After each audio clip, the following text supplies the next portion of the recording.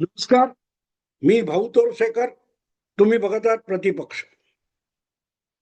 मित्रांनो, अखेर राहुल गांधी यांचे सगळेच्या सगळे डावपेच पुरते तोंडगशी पडले. वोट चोरीची पदयात्रा, वोट चोरी किंवा वोट अधिकार यात्रा हे सगळं करून सुद्धा बिहारमध्ये ज्या प्रकारचा प्रचंड दिग्विजय राहुल गांधींनी मिळवला, आपल्या पक्षाच्या 19 आमदारांची संख्या 6 आमदारांपर्यंत खाली आणून ठेवली. त्यानंतर राहुल गांधी काय करणार हा अनेकांना प्रश्न पडलेला आहे. आणि त्यावर मी एक व्हिडिओ केलेला आहे की करणार काय म्हणजे काय. राहुल गांधी पदयात्रा काढतील. जसं अण्णा हजारे हे एक काय झालं आणि तसं नाही केलं तर परत उपोषणाला बसेल अशा धमक्या द्यायचे, तशी आज राहुल गांधींची अवस्था झालेली आहे. एक प्रकारे अण्णा हजारे यांच्यानंतर मनोज भाऊ जरांगे आणि आता राहुल गांधी यांची अवस्था आहे. ते पदयात्रेमागून पदयात्रा काढतात, आरोपामधून आरोप काढतात. आता नवा पॉवर प्रोग्राम करीन, मग ऍटम बॉम्ब फोडेल, मग हायड्रोजन बॉम्ब फोडेल. पण त्यांच्या त्या ऍटम बॉम्ब किंवा हायड्रोजन बॉम्बमुळे इकडचा कागद सुद्धा उडून तिकडे पडत नाही, काही उद्ध्वस्त होत नाही, काही नुकसान होत नाही, काही हानी होत नाही. उलट ज्यांच्यावर राहुल गांधी बॉम्ब फेकतात ते अधिक सशक्त होतात, त्यांचा अधिक फायदा होतो. राहुल गांधींच्या प्रत्येक बॉम्ब फेकीतून भाजपला अधिकाधिक यश मिळालेलं आहे. आणि हे सगळे बॉम्ब त्यांना आणून देणारे कोण आहेत, हे बॉम्ब बनवणारे कोण आहेत, जे राहुल गांधी फेकत असतात, फोडत असतात, असे बॉम्ब बनवणारे आहेत कोण. निवडणूक मतदार यादीमध्ये किंवा आणखीन कुठे कुठे कसले फ्रॉड चाललेत. अदानी अंबानींसाठी भारत सरकारचा खजिना मोदींनी कसा खोदून दिलेला आहे आणि हजारो हजारो कोटी रुपये एका पॅन्टच्या खिशामध्ये अदानीच्या किंवा अंबानीच्या राहुल गांधी भरतात. म्हणजे मोदींनी भरला असा आरोप करतात. हे आरोप आणि त्याविषयीची माहिती राहुल गांधी कुठून आणतात हा अनेकांना प्रश्न पडलेला होता. अनेकांचा समज असा होता की तो अमेरिकेत बसलेला कोणी हिंडेनबर्ग नावाची कंपनी चालवणारा होता, तो हे सगळं संशोधन करून राहुल गांधींना आणून द्यायचा. अलीकडे त्यांनीच अशी परिस्थिती आली की तोंड काळं केलं, आपली कंपनी गुंडाळली आणि तो फरारी झालाय, बेपत्ता झालाय आणि तोंड कशी राहुल गांधी पडले. असो, आता एवढ्या सगळ्या अपयशा नंतर राहुल गांधींनी आपला सगळ्यात मोठा हुकमी एक्का डोनाल्ड ट्रम्प कार्ड बाहेर काढलेले. डोनाल्ड ट्रम्प कार्ड याचा अर्थ ट्रम्प कार्ड म्हणजे तुम्हाला माहिती आहे हुकमाचा पत्ता. पण राहुल गांधींकडे साधं ट्रम्प कार्ड कधी नसतं. काही वर्षापूर्वी तुम्हाला आठवत असेल, गेल्या 8-10 वर्षापूर्वी राहुल गांधी यशस्वी होताना दिसत नाहीत, तेव्हा अनेक नेहरू समर्थक, नेहरू भक्त, परिवारवादी पत्रकारांना वाटायचं की राहुल गांधी फेल गेले तर बिघडत नाही. राहुल गांधींची धाकटी बहीण प्रियांका वाड्रा या काँग्रेसला संजीवनी देऊ शकतील, काँग्रेसचा पुनरुद्धार करू शकतील. कारण प्रियांका वाड्रा यांचं नाक आहे ते बरोबर इंदिरा गांधींसारखं दिसतं. आणि ज्या अर्थी प्रियांकाचं नाक इंदिरा गांधींसारखं आहे, त्या अर्थीच प्रियांका वाड्रा या नव्या इंदिरा गांधी म्हणून पुढे येऊ शकतील. आणि म्हणून प्रियांका वाड्रा या काँग्रेससाठी नव्या इंदिरा गांधी होऊ शकतात. त्या काँग्रेसच्या हातातलं सगळ्यात मोठं ट्रम्प कार्ड आहे असं बोललं जात होतं. पण 2022च्या उत्तर उत्तर प्रदेशच्या विधानसभा निवडणुकीत राहुल गांधींनी प्रियांकाला काय म्हणतात ते प्रभारी केलं होतं. जा. खरं तर 2019च्या लोकसभा निवडणुकीपूर्वी ज्योतिरादित्य सिंधिया आणि प्रियांका वाड्रा यांना उत्तर प्रदेशची जबाबदारी दिली होती आणि राहुल गांधींनी सांगितलं होतं जा माझ्यासाठी उत्तर प्रदेश विजयी करून आणा. कारण भारताचा पंतप्रधान व्हायचं असेल, भारतात केंद्र सत्ता बनवायची असेल तर त्याचा हायवे हा उत्तर प्रदेशातून जातो. त्यामुळे ज्योतिरादित्य आणि प्रियंका वाड्रा यांनी संयुक्तपणे उत्तर प्रदेश पादाक्रांत करावा आणि काँग्रेससाठी केंद्रात सत्ता बनवण्याचा मार्ग प्रशस्त करावा. पण गंमत अशी झाली की उत्तर प्रदेश विधानसभेमध्ये 2019 साली काँग्रेसला फक्त सोनिया गांधी जिंकल्या आणि खुद्द राहुल गांधी सुद्धा अमेठीतून हरले आणि फार वेळ न लावता ज्योतिरादित्य सिंधे काँग्रेस सोडून भाजपत निघून गेले. मग 2022 उत्तर प्रदेशची विधानसभा निवडणूक आली तेव्हा मग राहुल गांधींनी आणि काँग्रेसने आपलं ट्रम्प कार्ड बाहेर काढलं. त्याचं नाव होतं प्रियंका वाड्रा आणि प्रियंका वाड्रा या उत्तर प्रदेश जिंकून नेण्यासाठी कंबर कसून पदर खोचून कामाला लागल्या आणि त्यांनी तिथे जे काही 7-8 आमदार होते ते 3 आमदारापर्यंत खाली आणून दाखवलं. इतकं प्रभावी कार्य केलं. पण आता सगळ्या बाजू फेल झाल्यानंतर राहुल गांधींनी आपलं डोनाल्ड ट्रम्प कार्ड बाहेर काढले. डोनाल्ड ट्रम्प कार्ड याचा अर्थ ट्रम्पच्याही पुढचं कार्ड, अत्यंत प्रभावी. आणि त्या ट्रम्प कार्डचं नाव आहे कुमारू केतकरू. मला अचानक काल एकाने एक लिंक पाठवली. कुमार केतकर यांचं संविधान दिवस, संविधान शताब्दी वगैरे काही या निमित्ताने एक भाषण झालं आणि त्या भाषणामध्ये अक्षरशः चांद तारे तोडून आणलेत कुमार केतकरांनी. चांद तारे नॉर्मली आपण मराठीमध्ये मूर्खपणा करण्याला तारे तोडणं, अकलेचे तारे तोडणं म्हणतो. पण कुमार केतकरांनी अक्षरशः अकलेचे चांद तारे तोडून आणलेले. त्यांनी सांगितलं की 2014 मध्ये काँग्रेस 44 पर्यंत खाली आली किंवा नरेंद्र मोदींना एक हाती बहुमत मिळालं भाजपला. हे आंतरराष्ट्रीय पातळीवर मोसाद आणि CIA यांनी मिळून केलेलं कारस्थान होतं, राबवलेलं कारस्थान होतं. अन्यथा मोदी इतकं मोठं यश मिळवू शकले नसते. आता पटकन इंग्रजीतल्या किंवा आजच्या पिढीच्या पत्रकारांना कुमार केतकरांनी फार मोठा शोध लावलाय, फार मोठं रहस्य उलगडलंय असं वाटेल. पण हा सुद्धा कुमार केतकरांनी शिळ्या कढीला आणलेला ऊत आहे. 2014च्या मोदींच्या विजयानंतर 10 वर्षापूर्वी कुमार केतकरांनी अशीच एक लोणकडी थाप मारली होती की हा मोदी पंतप्रधान होणं हा आंतरराष्ट्रीय व्यापक कटाचा एक भाग आहे. 10 वर्षानंतर कुमार केतकर नेमकं तेच परत सांगतायत. संविधानाचा कडीपत्ता त्यासाठी वापरून एक नवी फोडणी घालतायत आणि त्यात शेळ्या कढीला ऊत आणतायत. आणि म्हणून मला ते लता दिदीचं गाणं आठवलं, कानडाऊ विठ्ठलू कर्नाटकू तेने मला लावीला येडू वगैरे. आधीच कुमार केतकरांची, आपला राहुल गांधींची इतकी दयनीय अवस्था आहे की सुनील कोलुगुलू नावाचा कोणतरी आहे, त्यांनी निवडणूक रणनीती बनवणार, ज्याने त्यांना काय म्हणतात तो तुमचा तेलंगणात विजय मिळवून दिला. अलीकडेच त्यांनी बिहार पादाक्रांत करण्यासाठी कृष्णा अल्लाबरू नावाचा एक महान रणनीतिकार बिहारमध्ये पाठवला होता.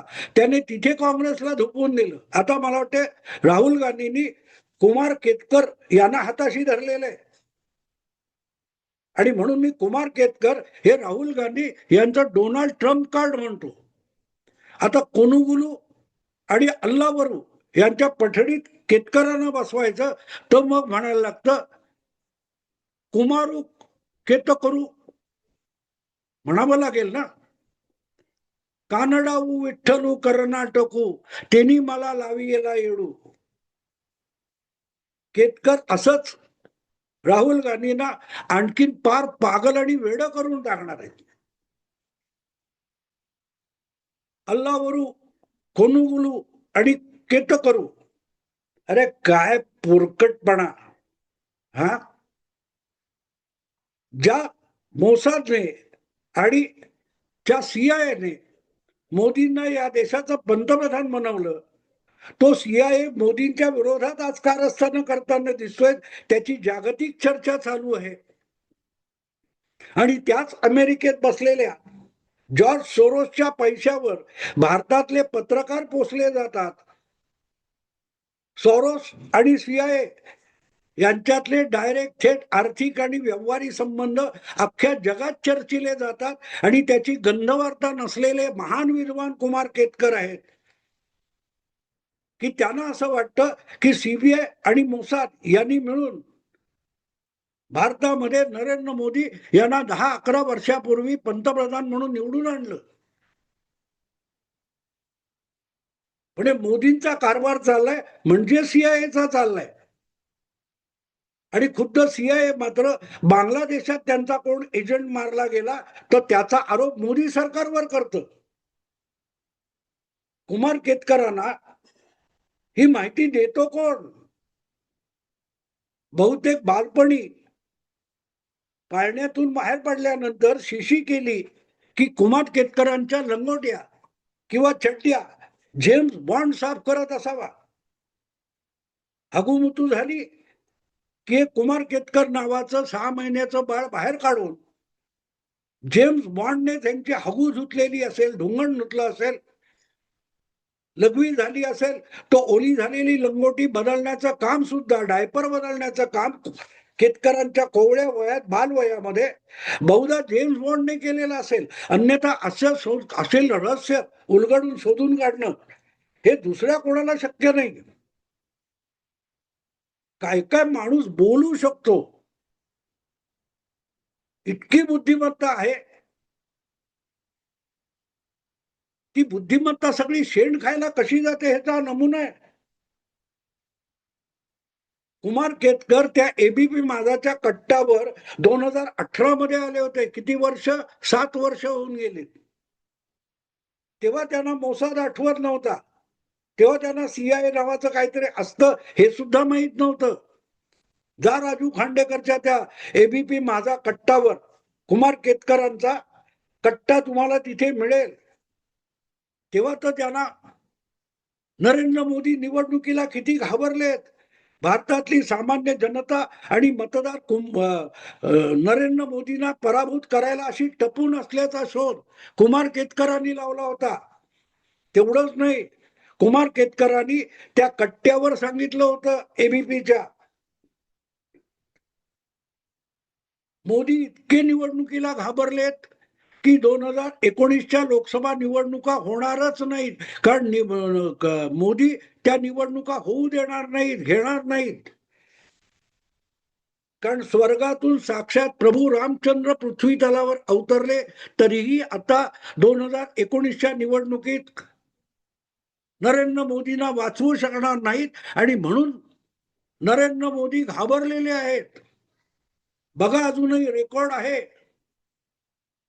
माणूस किती निर्बुद्ध असू शकतो किंवा निर्बुद्ध पातळीवर युक्तिवाद करू शकतो याचा सर्वोत्कृष्ट नमुना म्हणून कुमारू केतकरू यांच्याकडे बघावं लागेल, ज्याने काँग्रेसला लावलेले येडू. काय झालं? 2019च्या निवडणुका झाल्या, मोदींनी घेतल्या, मोदींनी अडवल्या नाहीत. आणि मोदीजी बहुमताच्या पलीकडे 300चा आकडा पार करून गेले. आणि तेवढ्यावर थांबलं नाही तर 5 वर्षानंतर परत एकदा नरेंद्र मोदींच्या नेतृत्वाखाली 2024च्या निवडणुका झाल्या. त्यात त्यांनी बहुमत गमावलं असेल तरी तिसऱ्यांदा नरेंद्र मोदी पंतप्रधान झाले. आणि इस्रायलचं मोसाद आणि अमेरिकेचं CIA आज इतक्या वयात सुद्धा कुठे पॅन्टीमध्ये आपोआप झाली तर ती लघवी पुसायला किंवा तो प्रातर्विधी पुसायला CIA केतकरांच्या घरी घरकाम करायला बसलेत. अन्यथा असल्या आतल्या गोष्टी ह्या केतकरांना समजतात कुठून? माणूस किती धादांत खोटं बोलतो.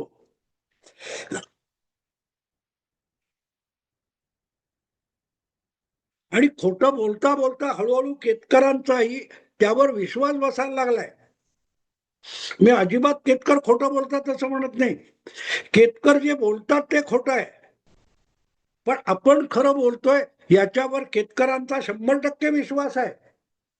म्हणून ते बेधडक छाती ठोकपणे तुम्ही ते ऐका. क्षणभर तुमचाही विश्वास बसेल. प्रश्न असा आहे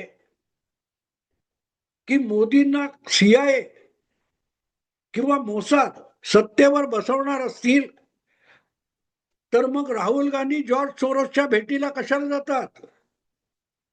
जॉर्ज सोरोस हा भारतातल्या पत्रकारांना, NGOना अब्जावधी डॉलर्सचा बटवारा कशाला करतो? त्यापेक्षा त्यांनी ते $1 बिलियन केतकरांकडे द्यावेत. केतकर एकटेच नरेंद्र मोदींना पराभूत करून दाखवतील.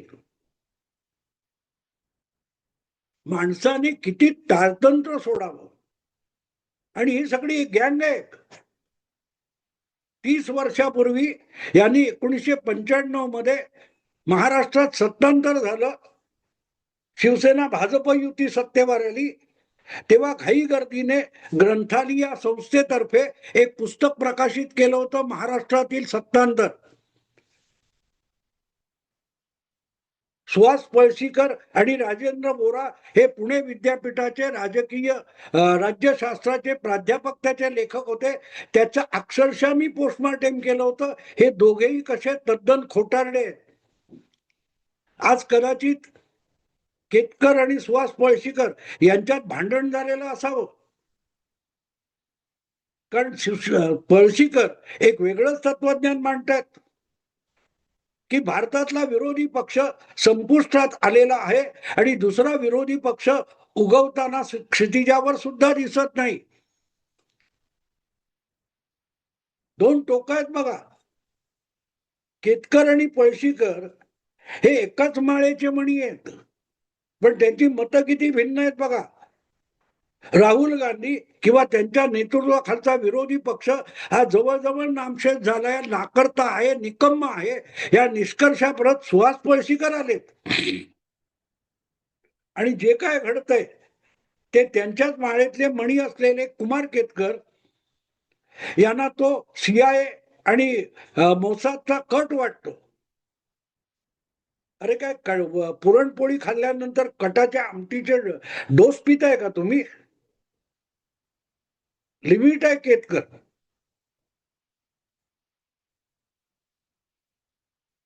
म्हणजे राहुल गांधींना सुद्धा अक्कल आहे इतकी कुमार केतकरांची अक्कल संपली असं म्हणायची पाळी आणली. पहिली गोष्ट म्हणजे असलं भाषण देतात तेव्हा समोर कोणीतरी उभं विचारलं पाहिजे की तुम्ही म्हणता ते मान्य आहे, पण तुम्हीच म्हणालात 19ला निवडणूक होणार नव्हती, मग 19 आणि 24ची निवडणूक झालीच कशी? काय करतंय तुमचं CIA? काय करतंय तुमचं मोसाद? तुमच्या समोर पोर 14 वयाचा देवेंद्र फडणवीस त्या माईक आणि कॅमेरा घेऊन धावणाऱ्या पोरांना म्हणाला की तुम्ही तोडगशी पडणार आहात. ही माध्यम हा वेड्यांचा बाजार झालाय. कारण कुमार केतकर यासारखा जर पत्रकारांचा अध्वर्य आणि काय म्हणतात आचार्य असेल, शंकराचार्य असेल, खुळेपणा करणारा, तर पत्रकारितेला खूळ लागलं तर नवल नाही.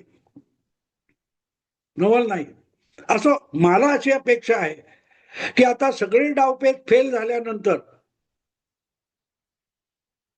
राहुल गांधींनी कुमार केतकर हे आपलं डोनाल्ड ट्रम्प कार्ड बाहेर काढलं असेल, कारण कुमार केतकर हे इतके जादूगार आहेत की ते बुद्धिबळाच्या पटावर जगभर 64 घरं असतात, पण कुमार केतकरांच्या बुद्धिबळाच्या पटावर 65वं घर असतं. कधी अण्णा हजारेंना त्या घरात ते बसवतात, कधी बाळासाहेब ठाकरेंना बसवतात. जगात हा एकमेव कुमार केतकर असा बिल्डर आहे की ज्याला FSI, TDR काहीच लागत नाही. जमीन नसली तरी मनोऱ्याच्या मनोरे उभारतो. कारण त्याच्याकडे 65वं घर असतं, जे कुठच्याही पटावर नसतं. असो, आपण एन्जॉय करावं, मनमुराद मजा घ्यावी. मी थांबतो. आवडलं लाईक करा, शेअर करा आणि प्रतिपक्षाला सबस्क्राईब करा. नमस्कार.